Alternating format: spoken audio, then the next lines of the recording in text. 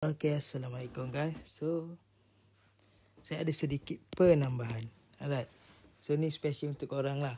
Sebab, saya bagi bonus lah untuk satu trendline lagi. Dipanggil trendline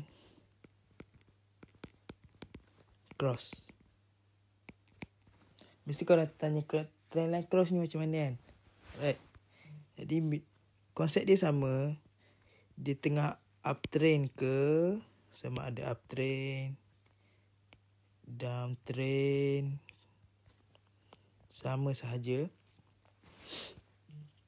Kita boleh di entry di atas trendline. Mesti korang tak pernah terfikir kan? Right.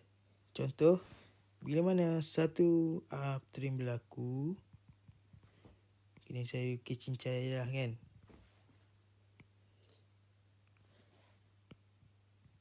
Macam tu kan.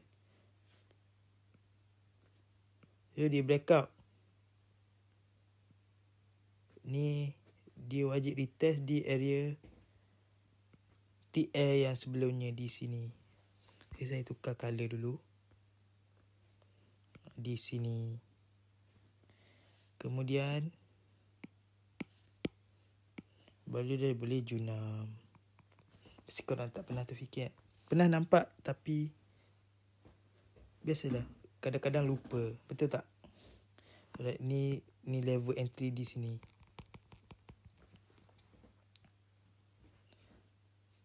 Ada je sebab biasanya ada je berlaku dalam market. Betul tak? Cuma perasan dengan tidak Jujur. Betul tak? Right, so kita tengok contoh saya bagi Okay, kalau kita tengok sini saya nampak satu. Sini saya nampak satu.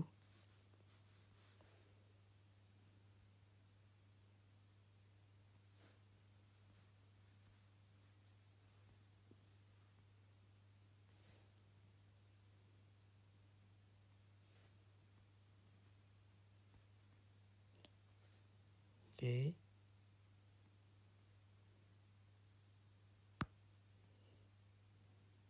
Di sini saya nampak satu. Di mana?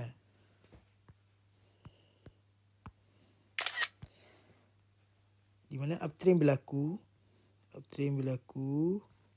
Dibuat kenaikan lagi. Okay. Dia break. Nampak tak yang masa saya cakap tadi? Dia retest. Di area trendline di sini. Entry. Jadi,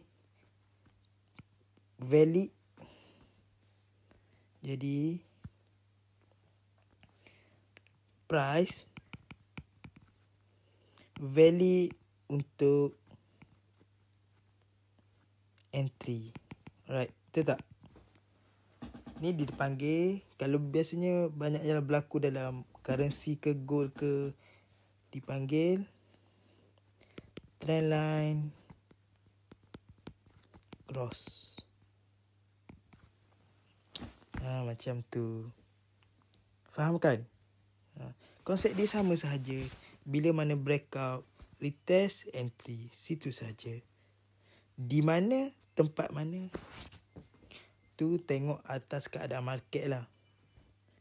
Kita pun biasanya cari yang lori punya setup lah. Macam tu. Okay, sekian itu sahaja daripada saya. Assalamualaikum.